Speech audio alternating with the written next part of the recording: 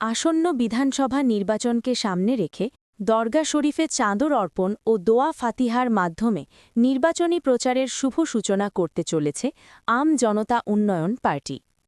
আগামীকাল শুক্রবার ইসলামপুরের ঐতিহ্যবাহী বাবা ফজলে রাব্বি দরগা শরীফে দলের প্রার্থীদের নিয়ে এই কর্মসূচি পালন করা হবে।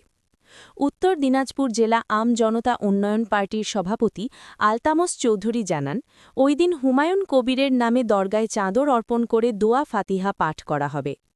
এর মাধ্যমেই আনুষ্ঠানিকভাবে জেলার নির্বাচনী প্রচারের সূচনা করবে দল।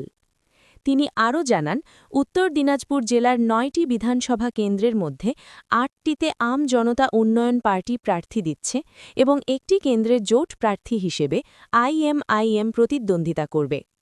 এর আগে ইসলামপুরে দলীয় কার্যালয়ে একটি সাংগঠনিক বৈঠক অনুষ্ঠিত হয়। বৈঠকে উপস্থিত ছিলেন রাজ্য জেনারেল সেক্রেটারি তৌহিদ আহমেদ, জেলা সভাপতি আলতামাস চৌধুরী, ইসলামপুর বিধানসভার প্রার্থী মোহাম্মদ জিয়াউল হক চৌধুরী, চোপড়া বিধানসভা কেন্দ্রের প্রার্থী মোহাম্মদ নাদিম। 8টা সিট আমরা দিচ্ছি, একটা করণদিঘি সিট মিমকে দেওয়া হয়েছে। ইসলামপুর থেকে আমাদের নির্বাচনে অংশগ্রহণ করবেন অ্যাডভোকেট জিয়াউল হক চৌধুরী, চোপড়া থেকে অ্যাডভোকেট নাজিম শরীফ, আর চাকুলিয়ায় অ্যাডভোকেট নূর আলমের নাম আছে, কিন্তু উনি একটু অসুস্থ থাকায় আমরা একটা আলোচনা করছি দাদার সঙ্গে, আলোচনা করে খুব সম্ভাব্য প্রার্থী আমাদের অ্যাডভোকেট ফিরোজ আলম হবেন। রায়গঞ্জে মঞ্জুর আলম, কালিয়াগঞ্জে অঞ্জয় দেব শর্মা, হেমতাবাদে দীপঙ্কর রয়, দুটো এসসি সিট আছে হেমতাবাদ এবং কালিয়াগঞ্জ, ওখানে অঞ্জয় দেব শর্মা এবং দীপঙ্কর রয়, এবং গোয়ালপুকুরে দাদা নিজে মাস্টার তহিদ আহমদ খান বলছি, এবং ইটাহারে ফিরাজ আলম। আর আমাদের যেহেতু ক্যান্ডিডেটের লিস্ট আমাদের ফাইনাল হয়ে গেছে, আমরা আগামীকাল শুক্রবার শুভ দিনে আমাদের এখানে যে বাবা ফজলে রব্বির দরগা আছে, ওখানে সকল ক্যান্ডিডেটগুলো একত্রিত হয়ে হুমায়ুন কবিরের নামে ওখানে আমরা চাদর দেব।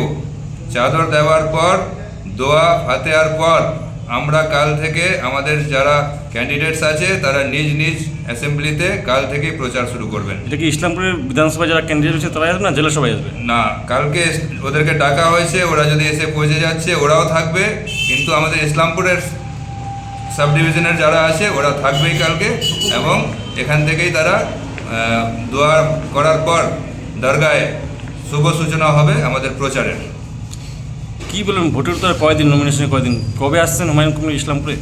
হুমায়ুন কবির এবং আসাদুদ্দিন ওয়েসি দুজনেই আসবেন আমাদের উত্তর দিনাজপুরে, এবং আমরা সেটা ঠিক করছি, দাদা আছেন, বসে আমরা ঠিক করছি কোথায় আসছে। আজকে কি কর্মসূচি ছিল? এখন কি আজকে আমাদের তহিদ আহমদ খান দাদা হাওড়া থেকে এখানে এসে পৌঁছেছেন, যিনি গোয়ালপুকুর কন্টেস্ট করছেন। ওনার সঙ্গে আমাদের অনেকগুলো রাজনৈতিক আলোচনা হয়েছে এবং স্ট্র্যাটেজি তৈরি হচ্ছে যে আমরা কিভাবে আমাদের সিটগুলোতে জয়ী হব। তৃণমূল এবং বিজেপির এই যে অশুভ আতাত, এই শক্তিকে কিভাবে আমরা পরাজিত করব, সেটা নিয়ে আমরা বসেছি। আপনার নাম কি পদে রয়েছেন? আপনার নাম? I am Tawhid Ahmed Khan, RTI activist, and Asaduddin Waisi, barrister, and also the Humayun Kabir, the existing MLA of Bharatpur Assembly constituency, has sent me, addressed me that you have to contest on Goalpukur Assembly election against Ghulam Rabbani. So I am agree, and I also appreciate the proposals and all the members of AJUP, Am Janata Unnayan Party, and also the AIMIM followers. I have committed that we will get together, meet together, and move together also in the name of Allah Subhanahu wa Ta'ala and by faith of the Prophet Muhammad Sallallahu Alaihi Wasallam. क्या कहना चाहेंगे गोपालपुर और इस्लामपुर रायगंज वासी के? बंगाल का जो हालत चल रहा है, इस हालत पर मुसलमानों का हिस्सादारी चाहिए। अभी जो एग्जिस्टिंग सरकार चल रहा है बंगाल में, ममता बनर्जी का जो सरकार चल रहा है, सिर्फ मुसलमानों को वोट लेते हैं वो, और उसका हक, उसका हिस्सादारी नहीं देते।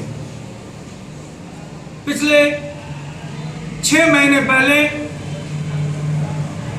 टारगेट करके मुसलमानों का जो ओबीसी सर्टिफिकेट है उसको कैंसिल किए इस स्टेट गवर्नमेंट ने। और जो वक्फ बाय यूजर प्रॉपर्टी जो है सारे इंडिया में, इवन बंगाल में 1,43,306 एकड़ लैंड एग्जिस्ट एज वक्फ प्रॉपर्टी। मैंने खुद आरटीआई किया है, वक्फ बोर्ड हमको बोले कि ये 4.5 लाख 5 लाख एकड़ जमीन वक्फ का है। इसमें मस्जिद है, दरगाह है, ईदगाह है, खनका है, कब्रिस्तान है। सभी अभी क्वेश्चन मार्क हो गया है। क्यों हुआ है? क्योंकि सेंट्रल गवर्नमेंट ने एक काला कानून बनाए। इस वक्फ एक्ट के खिलाफ हम लोग लड़ेंगे और ये जो वक्फ प्रॉपर्टी जो है सारी हम लोग इकट्ठा होकर जिम्मेदारी लेकर हम लोग हिफाजत करेंगे। ये हमारा वजूद का, ये स्ट्रगल फॉर एग्जिस्टेंस है हम लोगों का। ये एग्जिस्टेंस का स्ट्रगल में हम लोग जूझ रहे हैं और लड़ेंगे और जीतेंगे इंशाल्लाह। आप तो ग्वालपुर का कैंडिडेट है एजीपी का, तो यहाँ का मंत्री गुलाम रब्बानी के अगेंस्ट क्या लड़ने का मुद्दा क्या होगा आपका? देखिए, सारी बंगाल की सिर्फ ग्वालपुर का नहीं है, ये मामला बंगाल का मामला है। ग्वालपुर बंगाल का एक असेंबली है। आप जानते हैं कि बंगाल की कोई स्कूल में अच्छी तालीम नहीं दे रहा है। गवर्नमेंट क्यों नहीं दे रहा है? उसमें तो ग्वालपुर भी है। तो ग्वालपुर का मिनिस्टर क्या कर रहे हैं? सो रहे हैं क्या? वो दिन खत्म हो रहा है। हम लोग आए हैं और हम लोग लड़ेंगे और उसको हराएंगे।